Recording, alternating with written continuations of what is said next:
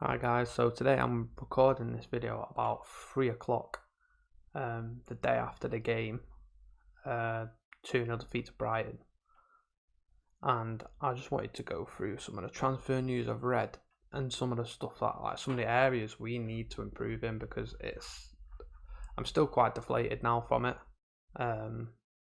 It was probably one of the worst performances I've watched in, I would say, a good year from West Ham. It's definitely up there. So the first player I'd like to discuss is Hans Vernaken. Now, he plays at the minute for Club Brugge. He's come out and actually said, I think in an interview or whatever, that he wants to come to the Premier League and he wants to join West Ham. He's 29 years of age, so not getting on, but you'd say he was in his prime, but you're not going to get too much out of him. You've probably got 2 or 3 seasons in him, but you can say that Mikel Antonio 2 seasons ago, he was bagging a load of goals. He's around the same age, so it could be a good signing. From what I've seen on YouTube, he knows where the net is, but he's not the fastest of players. He's always on the penalties for Club Brugge. He's played at international level for Belgium, 21 appearances for them, and he played at under 20 and under 21 as well. I think it'd be a good signing for a wild card to throw on, but I'm still baffled, and I think he's an attacking midfielder, but I've never seen an attacking midfielder that tall. He's massive, 6'5". He is, which is mental. Now, I don't think it's the area of the pitch personally, unless he's going to be playing in a deeper role in the centre mid position because he's a big man. I'm not too sure, but it's not an area where I think centre attacking mid is where we need players. We could do with some, but we need players really in that centre defensive mid role, centre mid role, because yesterday's performance, watching Souček, he's not at it. Yeah, he offers he's a target man. He offers a threat when he gets into the box, but that's when he gets into the box. And half the time he gets into the box and he's not getting the support or the supply. He's not getting it. So it's no use having him in the box and then us being quiet midfield. It happened again against Brighton yesterday. Happened against Viborg in the game before that. Just overloaded in midfield. In fairness, Declan Rice wasn't playing against Viborg, but even with Declan Rice in the midfield yesterday, I feel like we got overrun in the midfield, especially in the second half. Maybe not as much in the first half, but in the second half, definitely. But yeah, another player we've been linked with is a man going by the name of Emerson. Now, boys will know a lot about Emerson. He played against him in the Prem, and he's come up against him in the Europa League as well when he was playing for Lyon on loan last season. And apparently this one's close. Personal terms are just being agreed. I've also, I believe, from what I've been reading. I'm happy with the signing. He's got experience. He played 30 games for Chelsea, played 34 games for Roma, and he played 29 games for Lyon. And since 2015, he's also been on loan at Palermo 2014 to 2015. Started his career at Santos in Brazil. But he played at international level for Italy as well. So I think there you've got a player who isn't going to shine in the teams like in the likes of Chelsea's team or Roma's team or something like that. I've heard Lyon fans aren't that fussed about getting him back after the loan, from what I've read. But I personally think he could be a good option.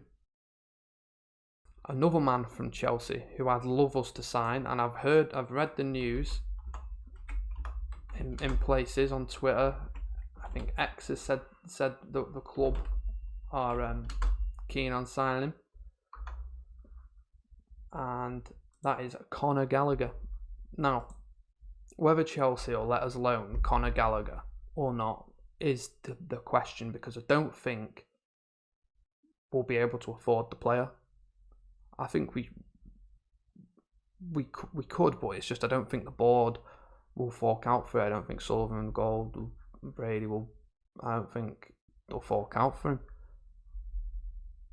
But he looks really promising. Was electric for Palace last season, and yeah, it's a signing to me that makes sense. It gives us more energy in the midfield. He can play defensively, and he can go forward as well. But what it also does, it can allow Declan Rice to go forward more, maybe, because I've always thought that Declan Rice in that holding position, especially when Souček is in the team, is held back massively when he's like attacking.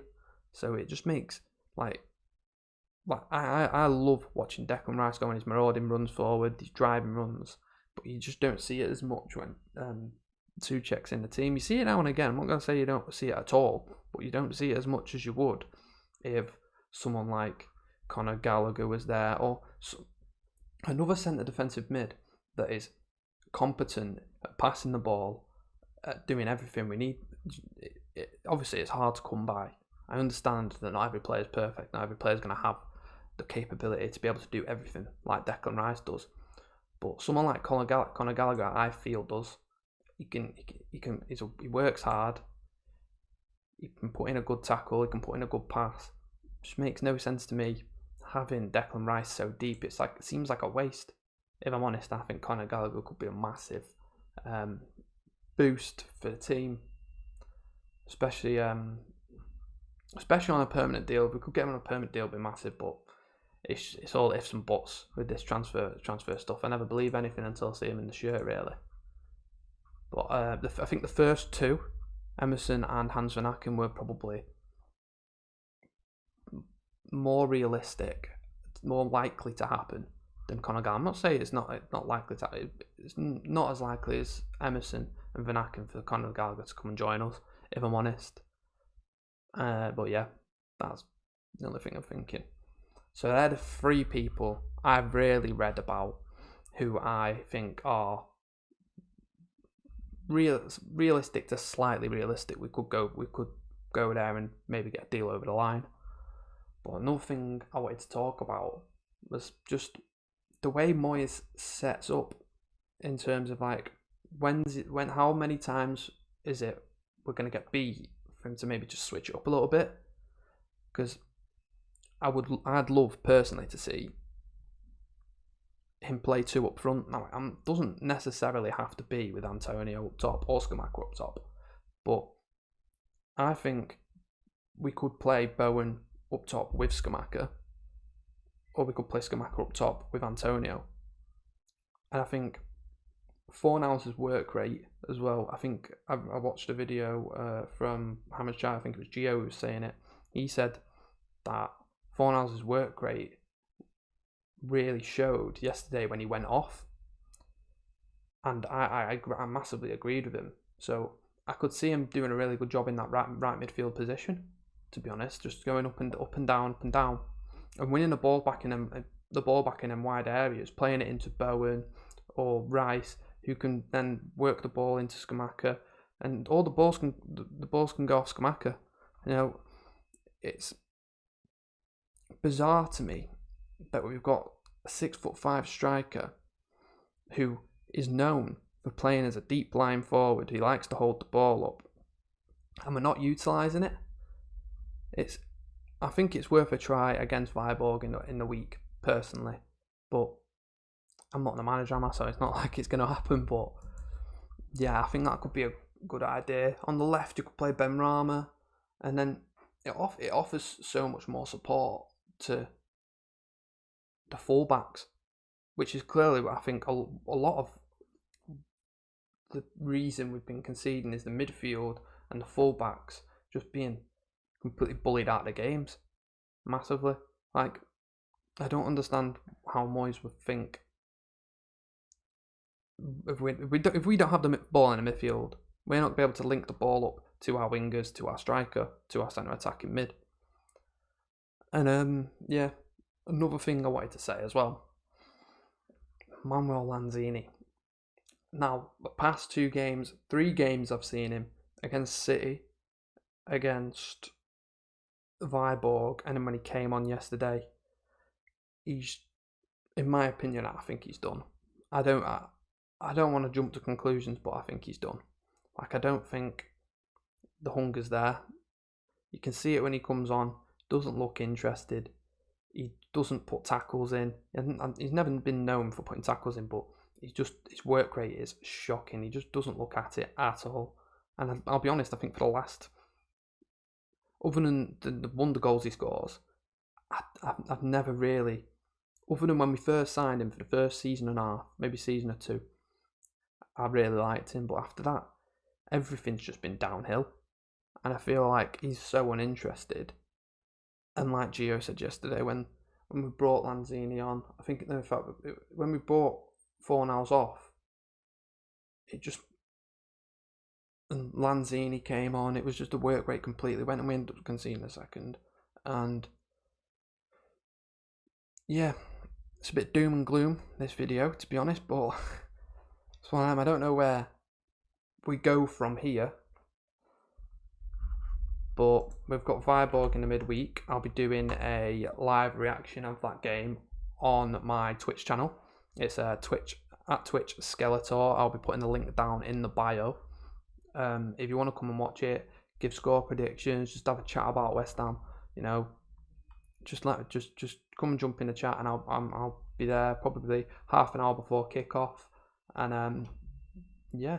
Anyway, thanks for watching the video. Be sure to subscribe, put the notification bell on, and give us a follow on Twitch. Put in the comments what you think about my take on it. I understand if people have a different take. It's football and it's all opinions. So if you have a different take, I'd be interested to hear it. To be fair, but yeah, it's been the Mank Hammer. Thanks for watching.